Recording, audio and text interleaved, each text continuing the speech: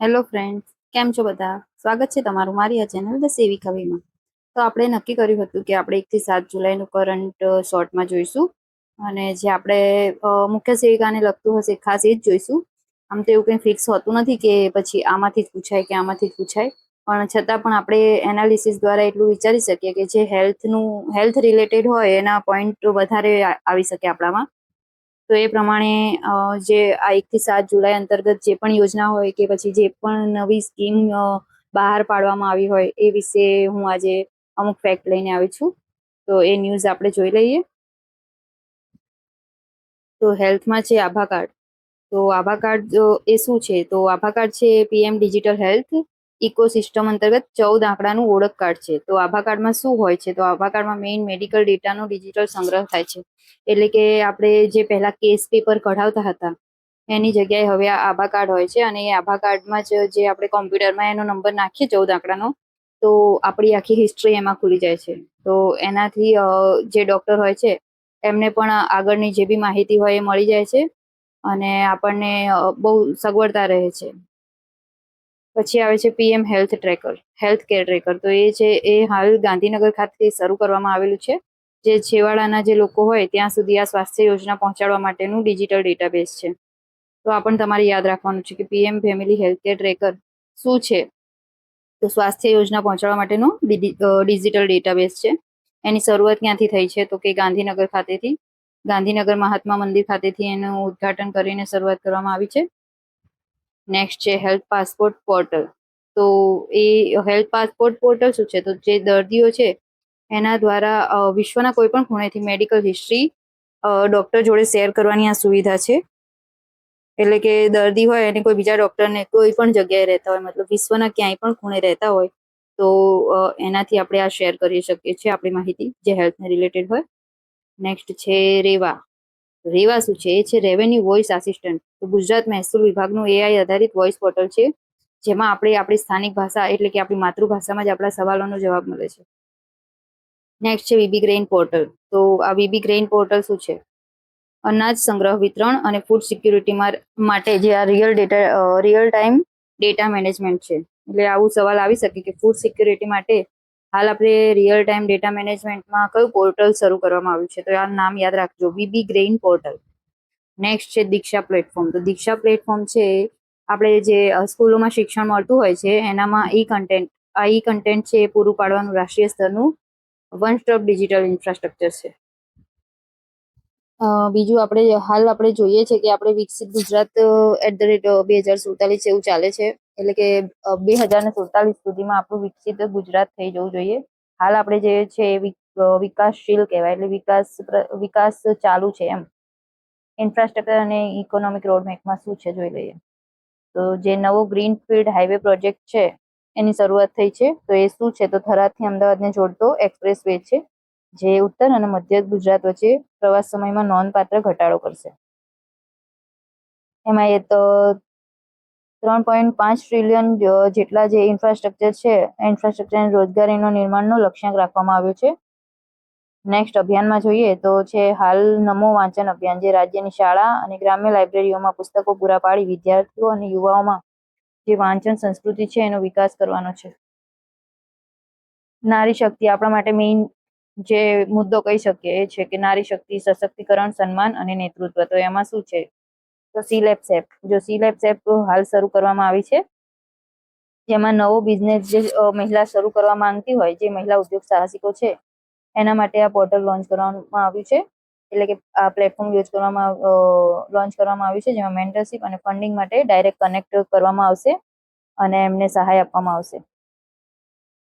બીજું છે સન્માન અભિયાન. તો સન્માન અભિયાન છે એમાં મહિલાઓના સમાજમાં યોગદાનને બિરદાવવા વિશેષ પહેલ છે, જે વિવિધ ક્ષેત્રે ઉત્કૃષ્ટ દેખાવ કરનાર મહિલાઓનું રાજ્ય અને રાષ્ટ્રીય કક્ષાએ સન્માન કરશે. બરાબર છે.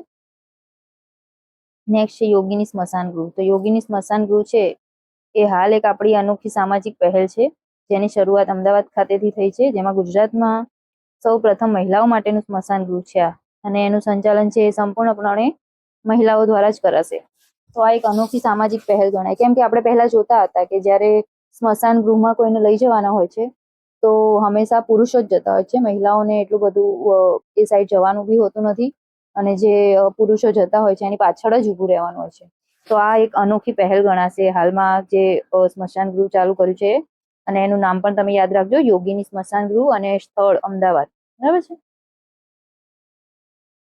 કૃષિ માટેનું જોવા જઈએ તો હાલમાં જે 6,000 નો પીએમ કિસાન સન્માન નિધિનો હપ્તો આપવામાં આવ્યો છે, તો એ 23મા નંબરનો હપ્તો હતો. અને આ પીએમ કિસાન સન્માન નિધિ યોજના તમે જાણતા જ હશો કે એમાં વર્ષમાં 3 હપ્તામાં 6,000ની ચુકવણી આપવામાં આવે છે, જેમાં ફર્સ્ટમાં 2,000, સેકન્ડમાં 2,000 અને થર્ડમાં, એવી રીતે 3 હપ્તામાં 2,000 આપવામાં આવે છે, જેનાથી સીધું ખેડૂતોના જે બેંક એકાઉન્ટ છે એમાં જ આ નાણાકીય સહાય જાય છે, જેથી કરીને વચ્ચેના લોકો સુધી એ લોકો લઈ ના લે કે પછી ખેડૂતો સુધી આપણી સહાય ના પહોંચે, એવું કંઈ થાય નહીં.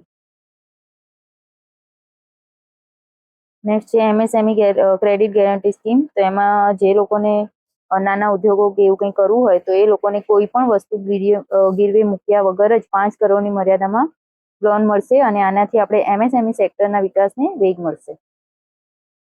બીજું છે હાલમાં જે આપણા અહીંયા ઓપરેશન ચલાવવામાં આવ્યા હોય છે, તો એક છે ઓપરેશન બ્રહ્માસ્ત્ર અને એક છે ઓપરેશન સિંધુ, જેમાં આંતરિક સુરક્ષા માટેનું ઓપરેશન છે ઓપરેશન બ્રહ્માસ્ત્ર છે, અને બાહ્ય અથવા તો દરિયાઈ સુરક્ષા માટેનું છે તો એ ઓપરેશન સિંધુ છે.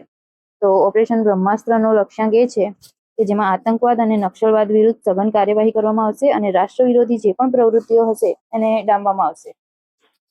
ઓપરેશન સિંધુમાં એવું છે કે જે દરિયાઈ ચાંચિયાગીરી છે એને રોકવાની છે, અને કોમર્શિયલ વેપારી જહાજોની સુરક્ષા સુનિશ્ચિત કરવાની છે. એટલે કે દરિયાઈ માર્ગે જે પણ આપણા વેપાર થતા હોય છે એના જે જહાજો હોય છે આતંકવાદીઓ દ્વારા અથવા તો કોઈ પણ જે દરિયાના દ્વારા આપણા દેશમાં આવી શકવાની ક્ષમતા હોય એને નાથવાનું છે, અને આપણા જે આ કોમર્શિયલ વેપારી જહાજો છે એની સુરક્ષા કરવાની છે. ઓપરેશન બ્રહ્માસ્ત્રનું જે અમલીકરણ છે એ ગુપ્તચર એજન્સીઓ દ્વારા થાય છે, અને એનું એજન્સીઓ સાથે સ્થાનિક પોલીસ પણ જોડાયેલ હોય છે. ઓપરેશન સિંધુ છે તો એમાં ભારતીય નૌકાદળ દ્વારા વિશેષ ઓપરેશન ચલાવવામાં આવે છે. બ્રહ્માસ્ત્ર છે એ ભારતનો આંતરિક ભૂભાગમાં ચાલે છે, અને જે ઓપરેશન સિંધુ છે એ હિન્દ મહાસાગર ક્ષેત્રે ચાલે છે. નેક્સ્ટ છે ગ્રીન અને બ્લુ ઇકોનોમી. તો એ શું છે? પીએમ ઈ બસ સેવા યોજના. તો હાલમાં આપણે રિસેન્ટલી જોયું કે પીએમ ઈ બસ સેવા શરૂ કરવામાં આવી છે.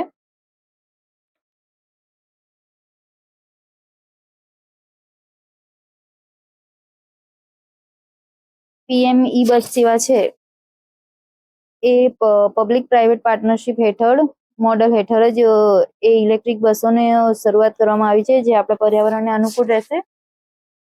અને એની શરૂઆત પણ ગાંધીનગર ખાતેથી કરવામાં આવી છે. એમાં જે 5 વર્ષ નીચેના બાળકો છે એમને ફ્રીમાં ટ્રાવેલિંગ કરવાનું રહેશે, અને જે 5 વર્ષથી ઉપરના લોકો છે એમને 5 થી 30 રૂપિયા સુધીનું ભાડું ચૂકવવાનું થશે.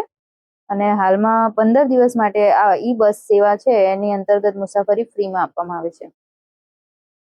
બીજું છે ટ્રી ફોર ટુમોરો.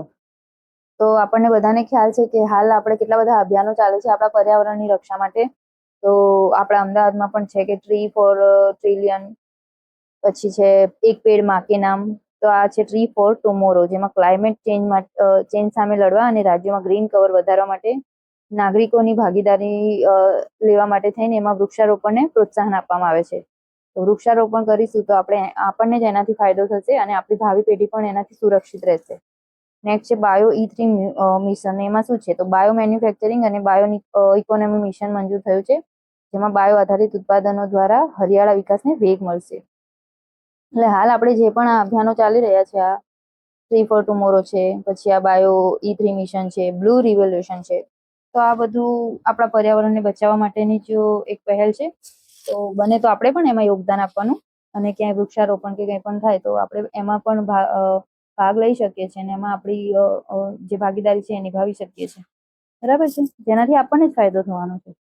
બીજું છે બ્લુ રિવોલ્યુશન, એટલે કે નીલી ક્રાંતિ, જેમાં મત્સ્યપાલન ક્ષેત્રે ખેડૂતોના યોગદાનને પ્રોત્સાહિત કરવાનું આ નીતિ છે, જેમાં 10 જુલાઈના રાષ્ટ્રીય મત્સ્ય ખેડૂત દિવસ સંદર્ભે છે.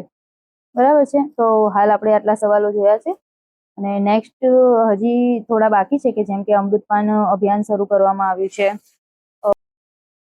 આમાં એક ન્યૂઝ રહી ગયા છે કે હાલમાં આપણે અમૃતપાન અભિયાન શરૂ કરવામાં આવ્યું છે.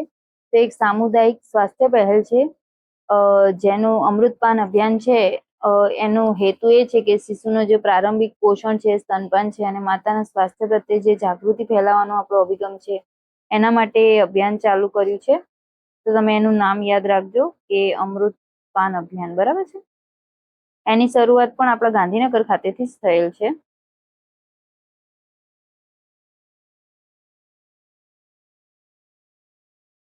તો હાલ આટલું આપણે જોયું. બીજું એક હતું કે એનિમિયા, તો એનું પણ આ ન્યૂઝમાં જોવા મળ્યું નથી, તો હું તમને એમ જ સમજાવી દઉં છું કે એનિમિયા માટેનું પણ અત્યારે એનિમિયાનો દર આપણા NFHS6માં થોડો વધારે આવ્યો છે. એટલે એનિમિયા માટે પણ અભિયાન શરૂ છે, જેમાં T4 આપણે ધ્યાન રાખવાનું છે. T4માં T1 છે ટેસ્ટ, T2 છે ટ્રીટ, ટોક એન્ડ ટ્રેક. આ વ્યૂહરચના અપનાવી છે, જેમાં 7/7/7 એવી રીતે યાદ રાખવાનું છે. અને આ કયા મંત્રાલય દ્વારા છે? તો સ્વાસ્થ્ય મંત્રાલયે આની વ્યૂહરચના અપનાવી છે અને આ અભિયાન એનિમિયા મુક્ત ભારત અભિયાન લોન્ચ કર્યું છે. તો હાલ આપણે એટલા સવાલો જોયા છે અને અમુક જે પણ હું બોલી છું તો એ જે આમાં આવ્યું નથી એ તમે નોટ ડાઉન કરી લેજો, કેમ કે એ પણ આપણા માટે ઇમ્પોર્ટન્ટ જ છે. ઓકે, તો આપણે મળીએ હવે બીજા નેક્સ્ટ વિડીયોમાં. તો હાલ હવે આપણે નેક્સ્ટ વિડીયો જે બનાવીશું એ આપણા MCQ બેઝ ઉપર બનાવીશું. જે આપણે MCQ સિરીઝ શરૂ કરી હતી એમાં સવાલો થોડા બાકી છે, તો નેક્સ્ટ હવે આપણે એ પેપર લઈશું. અને જો તમારે 2022નું CDPOનું પેપર સોલ્વ કરવું હોય તો પણ તમે મને કોમેન્ટમાં જણાવી શકો છો.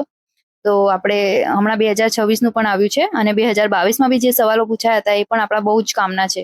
એમાંથી પણ ક્યાંક ને ક્યાંક આપણે 4 થી 5 માર્ક્સ તો કવર અપ થઈ જ જશે. તો જો તમારે જોઈતું હોય તો તમે મને કોમેન્ટ સેક્શનમાં કહી શકો છો. બાકી આપણે મળીએ નેક્સ્ટ MCQ સિરીઝમાં. Okay, by.